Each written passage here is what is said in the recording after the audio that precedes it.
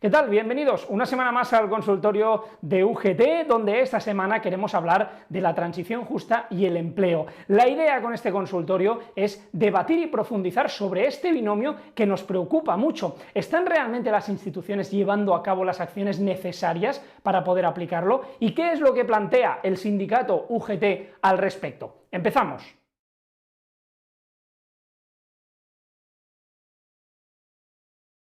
Como novedad de esta semana, os explicamos que ayer se presentó un nuevo informe para actualizar la situación de la brecha salarial que existe en nuestro país. Según este informe publicado por UGT, si las empresas cumplen la ley, se cerraría la brecha, un paso muy importante para poder tener una igualdad real y efectiva entre hombres y mujeres. Cabe recordar que según la última brecha salarial que tenemos, la de 2018, hay una diferencia de más de un 21% en lo que es el salario entre hombres y mujeres, o lo que es lo mismo, más de 5.700 euros de media anuales. Una situación totalmente insostenible que el sindicato denuncia y donde se le tienen que poner medidas de forma urgente.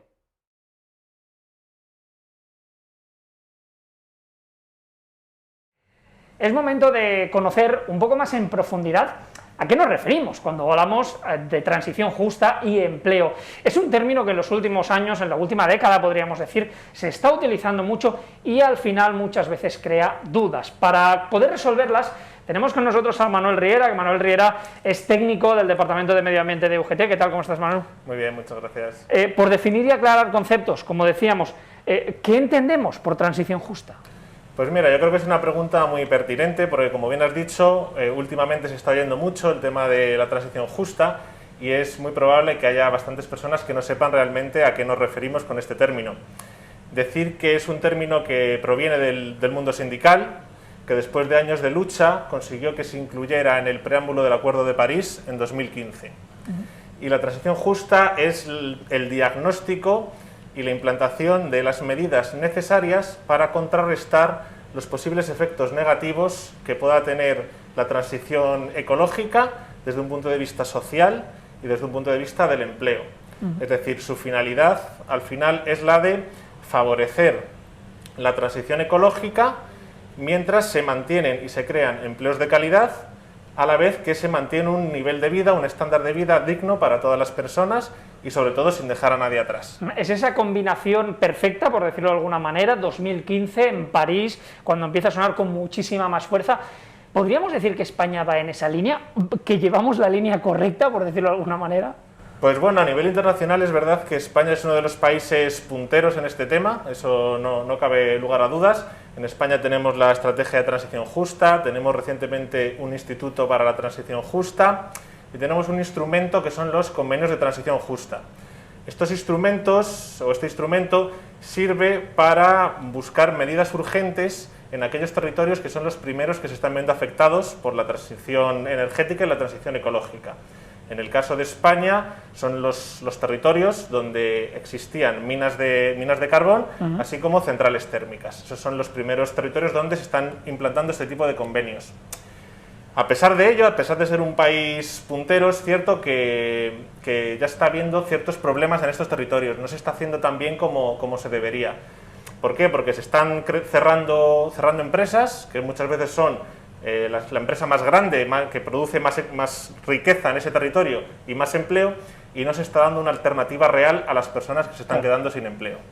Ese es el gran problema y una de las claves probablemente, ¿no? Si analizáramos las claves por las que pasa todo esto, una de ellas sería precisamente esa, ¿no? Dar esa cobertura a los trabajadores y trabajadoras de la empresa grande que cierra, etcétera, etcétera, ¿no?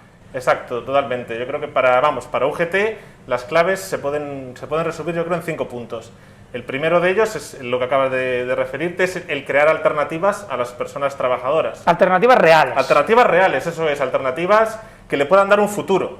O sea, la transición justa no es indemnizaciones y prejubilaciones. Tenemos que ir más allá de eso, tenemos que dar alternativas al territorio.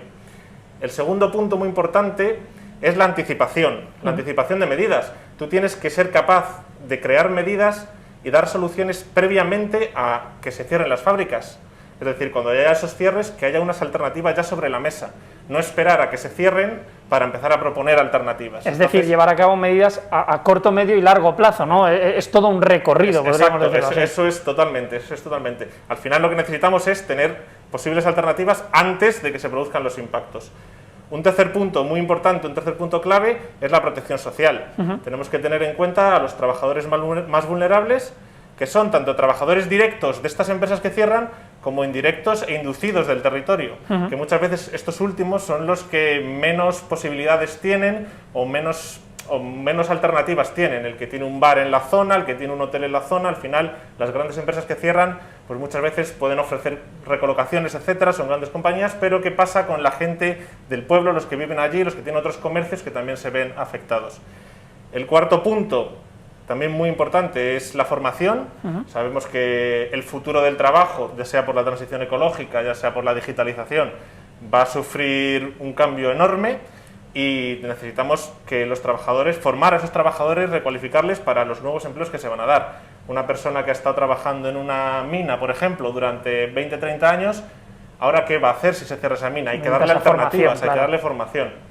Iríamos por la quinta ya. ¿Cuál es esa quinta? Y el quinta, que por ser la última no es menos importante, es el diálogo. El diálogo en varios niveles. Primero, entre ministerios. Esto no es únicamente algo del Ministerio para la Transición Ecológica y el Reto Demográfico, tiene que estar el Ministerio de Empleo involucrado, el Ministerio de Educación. Luego también diálogo a distintos niveles territoriales, desde el Gobierno central a las comunidades autónomas y a las entidades locales, porque al final, si algo muy importante es que la transición justa tiene que llegar a lo local, tiene que llegar a los territorios. Cada territorio tiene unas características especiales que deben analizarse. Y por último, el diálogo con los agentes sociales, el diálogo con los sindicatos, que es esencial. Al final nosotros, los sindicatos, como representantes de los trabajadores, tenemos mucho que decir y son ellos los que van a sufrir los cambios y tenemos que estar allí para protegerles y darles esas alternativas. Al final es un diálogo, como decíamos, que engloba a todo el mundo. Estos consultorios nos sirven, Manu, para conocer más en detalle ciertos aspectos que quizás no acabamos de conocer. Te lo pregunto directamente, ¿la sociedad es consciente de todo eso? ¿La sociedad, somos conocedores de la necesidad de esta transición justa con el empleo, de todo esto? Yo creo que la sociedad es consciente, sí. Es algo que últimamente se está hablando más, y esto es algo que hace 15 años únicamente los sindicatos hablaban de transición justa. Ahora vemos que los gobiernos hablan de transición justa, que en el Pacto Verde Europeo es uno de los pilares también la transición justa. Incluso vemos que las organizaciones ecologistas o los grupos de Fridays for Future, de los jóvenes, mencionan y llevan en su diálogo, en su discurso, temas de transición justa. Y yo creo que eso es muy importante y eso es una victoria o algo que desde el punto de vista sindical tenemos que sentirnos orgullosos. Nosotros sabemos que la ambición climática es prioritaria, es esencial, lo dice la ciencia, es clara, tenemos que reducir emisiones lo antes posible, pero no podemos olvidarnos de esos impactos que pueden generarse tanto en la sociedad como en el empleo. Y creo que ese mensaje ha calado y sí que es importante. Al final, la transición ecológica se va a dar sí o sí. No hay alternativas. O sea, nos hemos desarrollado de una forma de espaldas al planeta, de espaldas incluso a las personas, centrándonos solo en beneficios económicos, y eso ha llegado a su fin, eso tiene que cambiar. Al final tenemos que buscar la forma de crecimiento a través de esta transición en el que las personas estén en el centro, en el que haya justicia social, en el que se cuide el planeta, y eso sin duda solo se puede hacer con transición justa. Es decir, por decirlo de alguna manera, tomar el control y decidir cómo queremos hacer esa transición para hacerla de la forma más efectiva para todo el mundo y no dejar a nadie atrás, como siempre decimos. Manuel Rigueras, técnico de Medio Ambiente de la Unión General de Trabajadores. Manu, muchísimas gracias. A ti, muchas gracias.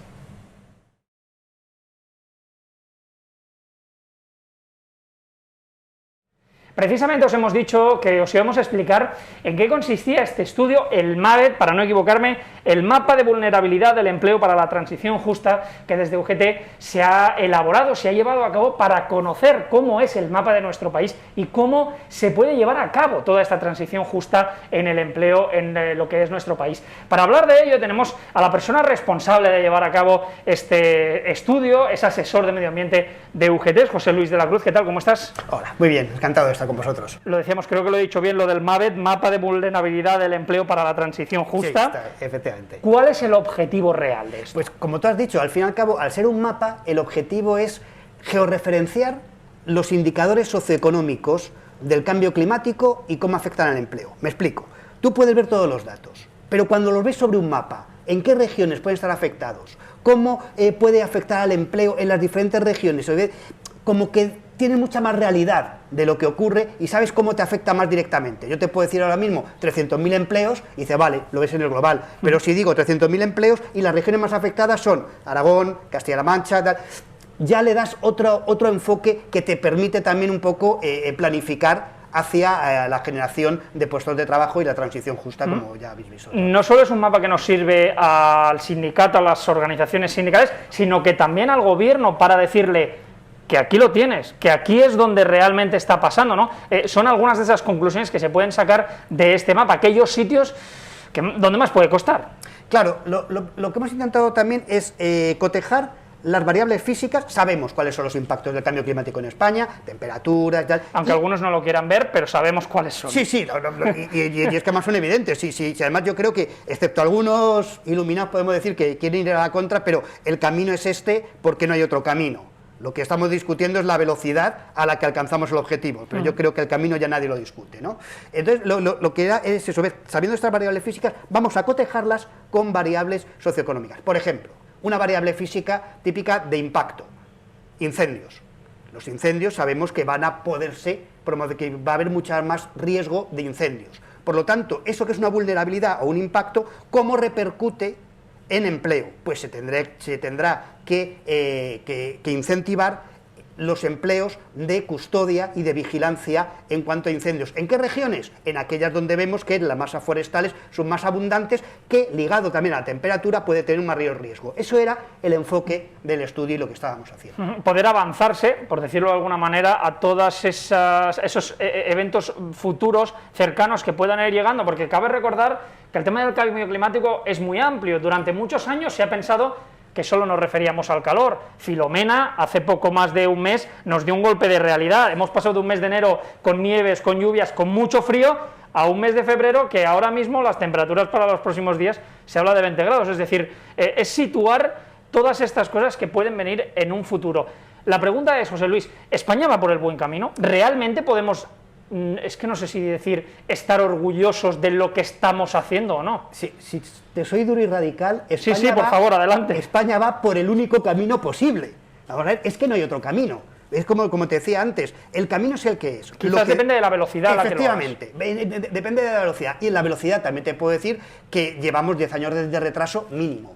Es decir, yo me acuerdo en el año 2006, cuando un informe que hizo Nicholas Stern, que era ministro de Finanzas y en el Reino Unido, decía en el 2006 que por cada euro que no invirtiéramos en mitigación del cambio climático, tendríamos que invertir 5 en adaptación.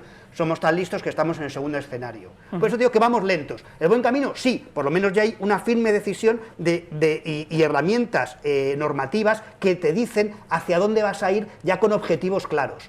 También es cierto que no vamos a engañar, que el camino también nos lo marca en gran medida Europa, claro, lógicamente, pero vamos, aunque Europa nos ha marcado también un camino y hemos pasado... Y hemos hecho lo que nos ha venido en gana, por decirlo alto y claro. Sí.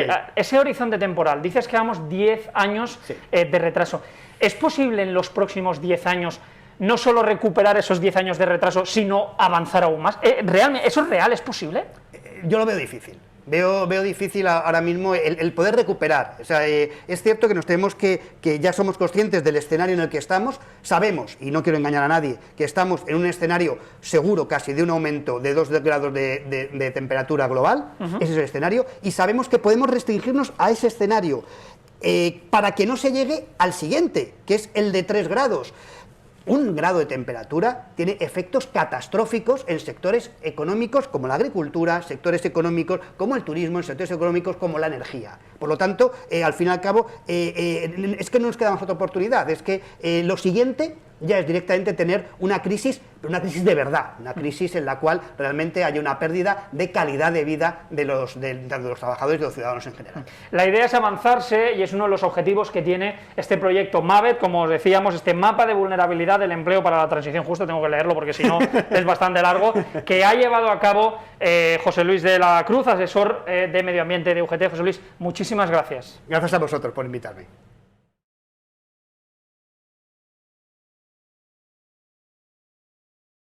Queremos conocer cómo se está haciendo, podríamos decir un poco más en los territorios. A nivel local ya conocemos esa visión global que tiene UGT al respecto de la transición justa y el empleo, pero queremos conocer cómo se está llevando a cabo o cómo se intenta llevar a cabo, en este caso en algunos de los territorios de nuestro país. Nos vamos hasta Cantabria, allí tenemos a Mónica Calonge, que es la responsable de Medio Ambiente de UGT Cantabria. ¿Qué tal, Mónica? ¿Cómo estás? Hola, buenos días, Carlos. Aquí estamos.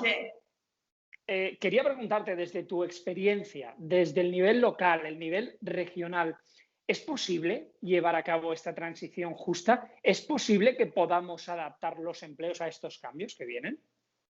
No solo es posible, sino que además también es obligatorio. Europa lo tiene muy claro y por eso ha creado los convenios que ha creado de acción local para el medio ambiente.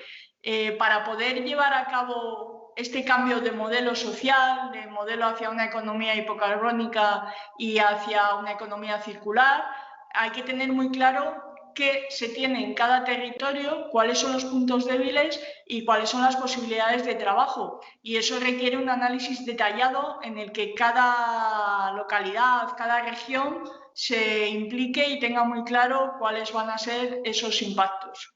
Por lo tanto, la acción local es imprescindible, vamos.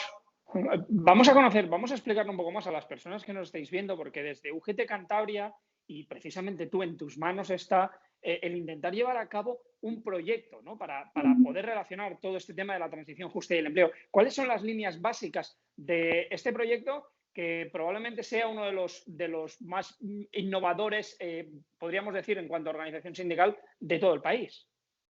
Pues sí, mira, aprovechando el magnífico trabajo que se ha hecho desde UGT Confederal con el mapa de vulnerabilidad, de transición justa, en el que ha hecho un estudio global de España, nosotros entendíamos que precisamente por esta necesidad de adaptarlo a lo local, necesitábamos un estudio específico de Cantabria, localidad por localidad. Llevamos, es verdad, más de 2 lustros en las mesas de diálogo social desde UGT reclamándole a los distintos gobiernos que han pasado por Cantabria la necesidad de este estudio. Como todo eran buenas palabras pero ninguna acción y entendemos que ya vamos muy tarde porque se sigue hablando de un futuro y yo creo que ya estamos ni siquiera en un futuro inmediato sino en un presente, hay que hacer la adaptación ya. Nosotros le preguntábamos a los gobiernos, ¿transición justa a dónde? Yo le pregunto al gobierno de Cantabria, ¿a dónde? ¿Hacia dónde van a ir los trabajadores y trabajadoras de Cantabria de los sectores económicos de actividad que están marcados por el cambio climático, bien por los impactos que ya el cambio climático tiene sobre el territorio o bien sobre toda la normativa que nos viene encima? ¿A dónde vamos a hacer que transiten? Si no tenemos un estudio, estamos ahora recibiendo ayudas europeas por la pandemia, por todo lo que nos ha cambiado la vida, que ha acelerado un poco este proceso. ¿A dónde? ¿Dónde dirigimos esos esfuerzos? Aquí se ha propuesto en Torrelavega, que es una comarca muy industrial, pero que con todo este panorama, más la digitalización, más la anterior crisis, se ha venido bastante abajo. Lo que propone el Gobierno de Cantabria es un parque acuático en una comarca que es más bien de interior y del todo industrial. Claro, no queremos eso. Nosotros, esa no es la transición que queremos para los trabajadores y trabajadoras de Cantabria. Entonces, ayer mismo hemos presentado al consejero de Medio Ambiente de la comunidad un proyecto que parte de los esfuerzos que ya se han hecho en el mapa de vulnerabilidad del Confederal. En el MAVET que explicábamos hace un momento aquí en el consultorio. Exacto, pero que intenta bajar al territorio. ¿Qué vamos a hacer? Pues vamos a hacer algo sencillo, pero a la vez que lleva mucho esfuerzo, que es un análisis DAFO, las debilidades, las amenazas, las fortalezas y las oportunidades que se ve comarca por comarca. Hemos establecido unas líneas de actuación en Cantabria, cogiendo un poco comarcas que tienen tradición a nivel pues de más población trabajadora, de más mercado y demás. La referencia ha sido también un poco dónde teníamos nosotros las sedes comarcales para poder reunir allí a los distintos sectores que queremos para entrevistar y a la vez confluye muy bien con cómo está sectorizada Cantabria a nivel económico. Y entonces lo que vamos a hacer es abrirnos a toda la sociedad, seguir un poco lo que se ha hecho en el estudio del mapa de vulnerabilidad y hacer unos cuestionarios para tener una información cuantitativa de todos esos aspectos y luego entrevistas a los referentes de los sectores más específicos. ¿Qué queremos conseguir cuando acabe este año? Tener claro cuáles son los puntos débiles en la economía de Cantabria y, por lo tanto, en los trabajadores y trabajadoras de Cantabria y hacia dónde podemos dirigir los esfuerzos de atraer nuevos sectores de actividad, bien sean en el sector primario, en el de servicios, en los que nos vayan diciendo para de verdad poder hacer el tránsito, porque a partir de que tengamos claro eso, vamos a saber qué herramientas necesitamos de formación, de capacitación, etcétera. Podríamos decir que a finales de este año, cuando esté ese análisis hecho, ya no valdrán las excusas, ya se sabrá qué es lo que se tiene que hacer, por dónde se tiene que actuar y llevarlo a cabo. Muy brevemente, que nos quedamos sin tiempo, Mónica, nos decías esta propuesta del Gobierno de Cantabria del parque acuático. ¿Podríamos decir que os sentís un poco solos en este trabajo, en este camino de la transición justa? Pues sí, la verdad que nos sentimos muy solos. He de decir que algo han cambiado las cosas, pero llevamos más de 2 décadas trabajando en lo que en su día era el desarrollo sostenible, que ahora ha ido cambiando un poco hacia otro tipo, que no deja de ser desarrollo sostenible, pero en el que tiene más impacto las consecuencias que ya estamos viviendo del cambio climático. Cuando empezamos a trabajar todo esto, tanto desde dentro del sindicato como desde fuera, no se entendía nada bien qué hacíamos los sindicatos en esto, a pesar de que ya la Agenda 21 dijo en su día que éramos factores esenciales. Las empresas irresponsables de antes nos seguían utilizando como parapeto entre los vecinos y ellas, siempre poniendo un poco como, hoy es que si nos adaptamos perdemos empleo, la típica excusa. Las organizaciones ecologistas no entendían qué hacíamos nosotros porque nos tachaban también de irresponsables y que lo único que queríamos era el trabajo a costa de lo que fuera. Entonces han sido muchos años de trabajo para que la gente viera que es que somos un factor esencial dentro de este cambio, porque somos los trabajadores y las trabajadoras las que más vamos a sufrir. Pues sí, la transición justa, que cuando decimos transición justa no somos conscientes muchas veces de todo lo que engloba esa palabra, y el empleo está dentro de esa transición justa, los trabajadores y trabajadoras y su futuro. Mónica Calonge, responsable de Medio Ambiente de UGT Cantabria, muchísimas gracias, que vaya muy bien. Muchas gracias a vosotros, mucho ánimo. Parte final ya del consultorio para responder a todas aquellas preguntas que nos habéis mandado a través del WhatsApp, a algunas de esas preguntas, porque evidentemente hemos recibido muchas. Y hoy tenemos con nosotros a Daniel Puello, que es técnico del Servicio de Estudios de UGT. ¿Qué tal, Dani? ¿Cómo estás? ¿Qué tal, Carles? ¿Cómo estás? Ya sabes el procedimiento, lo has hecho muchas veces, te lanzo las preguntas y vamos intentando ayudar a las personas que nos están viendo. En primer lugar, nos dice esta persona: hasta hace una semana tenía un trabajo, no es suficiente para llegar a fin de mes, por desgracia les pasa a muchas personas, pero vivía con mis padres. Ahora, para independizarme, he tenido y he encontrado otro trabajo que puedo compaginar. La pregunta que nos hace es: ¿debo avisar a ambas empresas de que tengo otro trabajo? Bueno, como bien decías, esto es un problema muy común, lo de no llegar a fin de mes, desgraciadamente. En principio no hay obligación de informar a los empresarios de que estás realizando otro trabajo, siempre y cuando puedas desarrollar las tareas compatiblemente, es decir, en principio no. Ahora bien, hay una limitación, que puede ser el caso de esta persona, y es que no se permite compatibilizar 2 o más trabajos cuando se considere que hay una competencia desleal o bien se pacte una compensación económica a cambio de la dedicación solo y exclusivamente a una empresa. Si este es el caso, si se ha pactado esa compensación o se considera que hay una competencia desleal, desgraciadamente no se podría hacer, a no ser que se renunciase a la compensación económica. En ese caso sí, con un preaviso de 30 días y sin problema. Todo eso entiendo que sale en el contrato, Sí, en las sí, condiciones sí. Este adecuadas. es pues si se requiere más información, este es el artículo 21 del Estatuto de los Trabajadores, es el que recoge estas condiciones. Pero para contestar más generalmente a la pregunta, por si hay más personas que están en este caso, no es necesario avisar a los empleadores cuando estamos compatibilizando trabajos. En mi empresa me han ofrecido un ascenso, mejora de salario e contrato indefinido. Mi pregunta es, al firmar un nuevo contrato, ¿pierdo la antigüedad? ¿Tengo que recordarle a la empresa que yo ya llevo tiempo trabajando allí y desde cuándo? No, de nuevo, en principio, no. ¿Qué sucede? Que a esta persona lo que le va a hacer la empresa es una conversión de un contrato temporal a un contrato indefinido con otras condiciones laborales. La antigüedad no se pierde porque no hay una disolución de la relación laboral, es decir, en la misma empresa, en la misma relación laboral, aunque con distintas condiciones, y la antigüedad nunca se perdería. Sí decir, para informar a este trabajador, es que en la nómina, a final de mes, que recibirá aparece la fecha de antigüedad, con lo cual puede comprobar de esa manera si ha perdido antigüedad o si se ha iniciado el cómputo de nuevo. Y bueno, si sucediese ese caso, por supuesto los servicios jurídicos de UGT podemos ayudar a esta persona.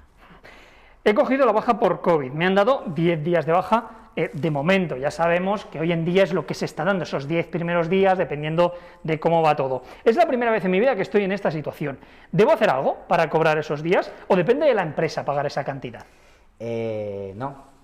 No tiene que hacer el trabajador nada más que enviar el parte de baja que ha sido realizado por el Servicio Público de Salud. Nada más. Durante la prestación económica de la incapacidad temporal, durante el tiempo que se cobra, los primeros 16 días es el empresario quien debe abonar la cantidad de esa prestación económica. Es decir, nada cambia en los 10 días que va a estar el trabajador en una IT, en una incapacidad temporal. Decir, como para ayudar y tener más información, que es posible que el trabajador cobre un pelín menos de lo que venía cobrando normalmente. ¿Por qué? Porque si no dice nada el convenio colectivo de aplicación, bien el sectorial o bien en la empresa, se cobra el 60% de la base reguladora, con lo cual es posible que cobre un poquito menos. Pero repito, hay que estar a lo dispuesto en el convenio colectivo sectorial o de empresa, porque esto es algo que se regula. Hay que mirarlo bien, básicamente. Sí. La cuarta y última pregunta, Dani, nos dice, os explico mi situación. Llevaba 4 meses en mi empresa, en un periodo de prueba de 6 meses. Por COVID, esta persona ha tenido que coger la baja y la empresa me ha despedido alegando que estaba en periodo de prueba y no lo he pasado. ¿Es eso legal? Bueno, en primer lugar, durante el periodo de prueba la relación laboral se puede extinguir bien por voluntad del empresario o bien por voluntad del trabajador. Pero en el caso exacto que se nos plantea mediante esta pregunta hay que decir dos cosas. La primera, a principios del año pasado se derogó el despido por enfermedad, el despido por absentismo que se conocía. Ya no está dentro de nuestra regulación laboral, era el antiguo artículo 52 apartado D el que lo regulaba y ya no está dentro de nuestra relación laboral, por lo tanto no se puede despedir por este motivo. En relación concreta al COVID, hemos conocido una sentencia de Murcia, del Juzgado de lo Social de Murcia, de 10 de diciembre de 2020, en la que sucede algo muy parecido y en la que la sentencia explica que la enfermedad del COVID perfectamente puede ser un elemento estigmatizador y un elemento de marginación a la clase trabajadora, por el cual se declaran los despidos nulos por este motivo, con lo cual este caso va muy en esa línea. Personalmente considero que hay una base jurídica para llevarlo a cabo.